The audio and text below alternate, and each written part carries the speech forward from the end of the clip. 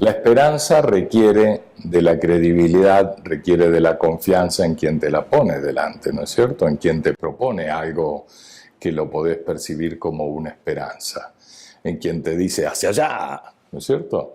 Y vos sentís que hacia allá hay una luz que asoma al final del túnel. Entonces hay varios elementos emocionales y racionales que juegan a la esperanza. El miedo es primario total, es cerebro reptil absoluto. Aparece una señal de miedo y el miedo corre como gasolina al lado del fósforo. Hola, bienvenidos a Systematis. El día de hoy tendremos a Ángel Becasino. Ángel es un reconocido publicista, asesor político y estratega en temas de comunicación política y marketing político. El día de hoy trataremos temas que tienen que ver con la política en Latinoamérica y estrategias de comunicación política y marketing específicamente. Ángel, bienvenido a Systematis. Usted ha estudiado por muchos años a Latinoamérica y ha estudiado qué es lo que está pasando en términos políticos y sociales, pero principalmente desde la comunicación política, se podría decir. Usted acaba de publicar un libro que se denomina La Nueva Política. Ahí hace un recuento de los fenómenos políticos en todo el continente. ¿Qué se puede concluir de este libro? La conclusión es que no hay conclusión, que las cosas siguen pasando.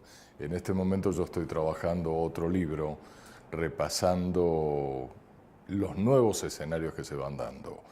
Hice un libro analizando, que se llama Los Estados Unidos de Trump, de la oveja negra, analizando esa última campaña política que hubo en Estados Unidos. Ahora creo que hay un montón de nuevas cosas que observar, lo que está pasando en Italia, lo que está pasando en los países del norte de Escandinavia, lo que pasó en Brasil, y una cantidad de elementos sobre los cuales, a contrapelo, lo único que aparentemente está pasando es lo de México, de López Obrador.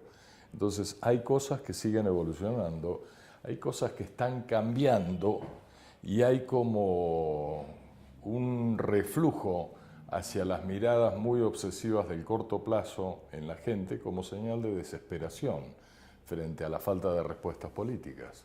Estamos viviendo épocas convulsionadas en todo el mundo, pero Latinoamérica no es la excepción. Uno de los casos más recientes es Brasil. ¿Por qué? ¿Qué está pasando en Brasil? Hay momentos en que la gente quiere cambios hacia adelante, quiere perspectivas nuevas, y hay momentos en que la gente, frente a una gran incertidumbre que siente, quiere retroceder y quiere cambios hacia atrás, por decirlo de esta manera. Me parece que estamos viviendo un fenómeno de cambios hacia atrás. Lo de Brasil es casi una caricatura, como se dio, pero es un cambio hacia atrás. Pero no hay que perder de vista que lo de Brasil no es algo accidental, no es algo que acaba de ocurrir. Si uno observa bien el fenómeno de Brasil, viene desde las revueltas del 2013, cuando se venían los Juegos Olímpicos y el Mundial de Fútbol, y esas respuestas de Brasil Libre eran realmente el primer paso en dirección a un proyecto político que tiene sus dos puntos fuertes, los tres puntos fuertes, en la destitución de Dilma, el impeachment a Dilma, en la prisión esta ridícula, absurda que tiene Lula en la cárcel, y finalmente en el triunfo de Bolsonaro. Pero es un proyecto. Frecuentemente uno mira solo el último fragmento y vivimos proyectos. El miedo y la esperanza siempre se han utilizado como una estrategia de manipulación a la sociedad. Eso es más evidente hoy que nunca. Hay momentos en que en la humanidad predomina la esperanza, como si te dijera, en el momento, por tomar una referencia, del 69, cuando el hombre pisa la luna, se enciende un momento de esperanza en la humanidad. La humanidad siente optimismo, ve que hay un futuro de grandes cosas. Hay momentos en que todo retrocede.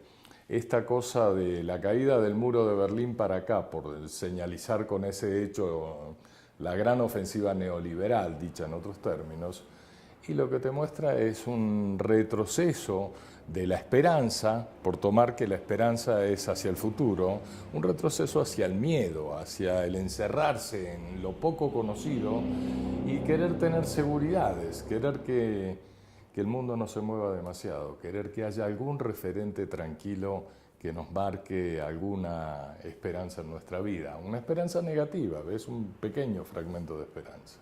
Las redes sociales, al parecer, en lugar de construir las democracias, ayudarnos a tener un mundo mejor, parecería que al contrario se han transformado en herramientas que de alguna manera ponen en entredicho las democracias en Latinoamérica. ¿Qué piensa al respecto? Las redes sociales lo que han permitido es un canal de autoexpresión enorme. Y ese canal de autoexpresión frecuentemente no tiene una etapa que antes existía, que antes me refiero a tiempos atrás, antes de Internet, por decirlo. Esto es como antes de Cristo, después de Cristo, antes de Internet, después de Internet. Fin, que es el darse cuenta que en aquel antes de Internet había una tendencia a confrontar con otra información la realidad que uno recibía, la información que uno recibía. En este momento uno traga entero y defeca entero también.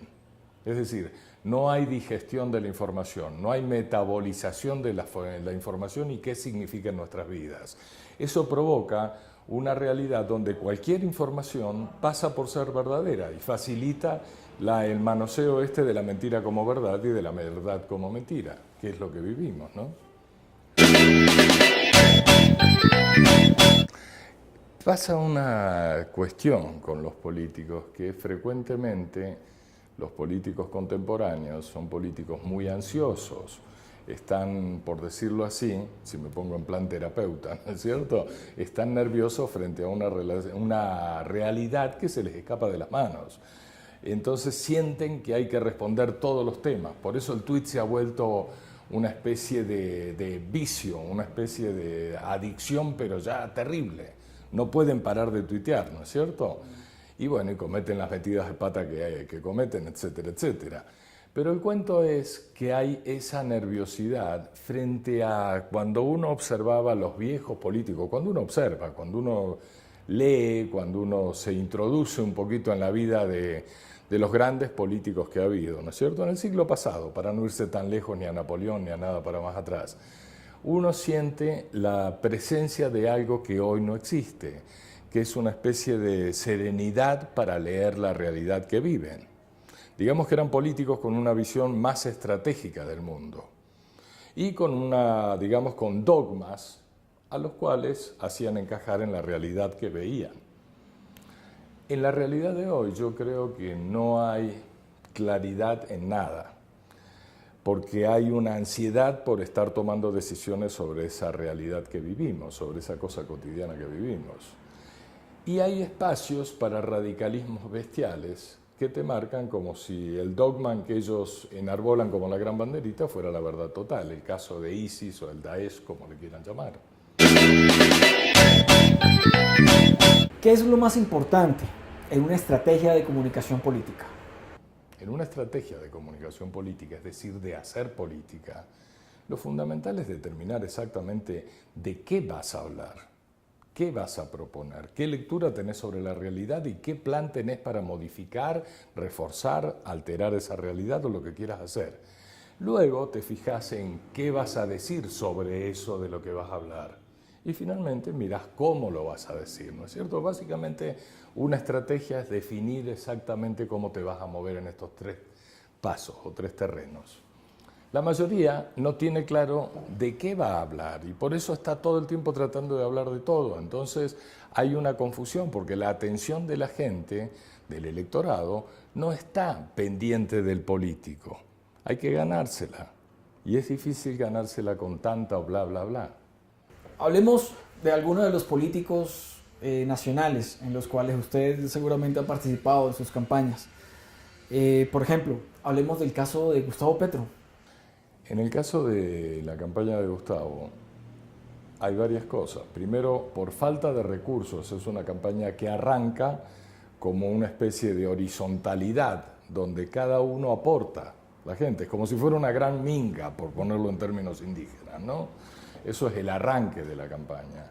Y empieza a crecer una relación de un estado de ánimo que hay en la gente, que para mí es el gran protagonista de la campaña de Petro, el estado de ánimo que hay latente en la gente, y un intérprete que ahí sí, como si fuera la gasolina y el fósforo que mencionaba, produce una combustión. Y esa combustión crece más y más, y es lo que marca la primera fase de la campaña de Gustavo, con falta de recursos hasta la consulta, con ciertos recursos para la primera vuelta y nuevamente con recursos escasos para dar la pelea de la segunda vuelta. Pero ese es el proceso.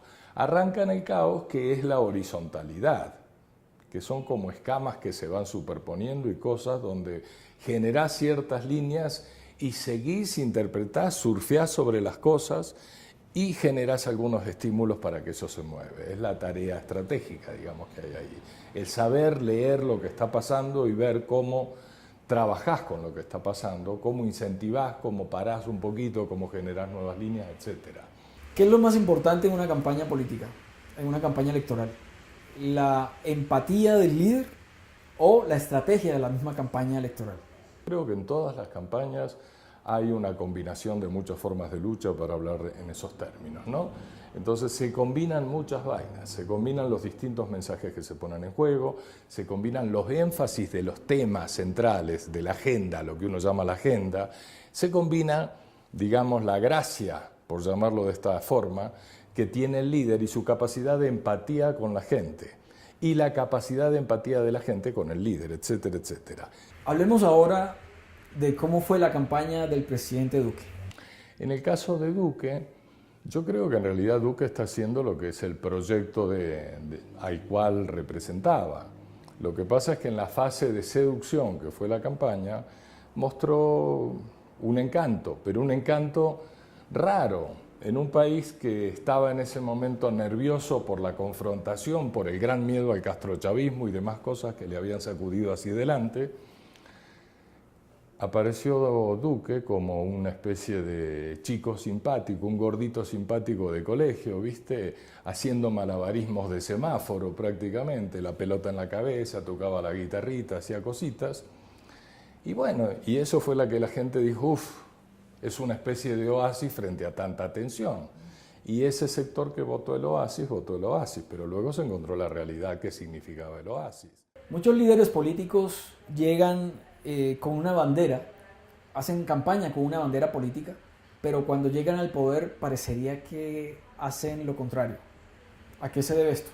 Lo que pienso es que esa es una manipulación que se usa muchísimo, es casi la más usual. Es como seducir para luego hacer lo que quiero, ¿cierto? Una vez que me abrieron la puertita, ¿viste? Me adueño de la casa y hago la que a mí me interesa hacer. Y me olvido de los compromisos, de los pactos, de los acuerdos, de los amores, me olvido de todo. Un poco eso es lo más normal que ocurre en política y por eso la gente está tan ofendida. Yo diría ofendida con la política. Por eso la niega, está furiosa, etcétera, porque está ofendida por haber sido maltratada como ha sido maltratada la gente en todas partes. Muchas gracias por haber aceptado la invitación. A ustedes nos veremos en una próxima oportunidad.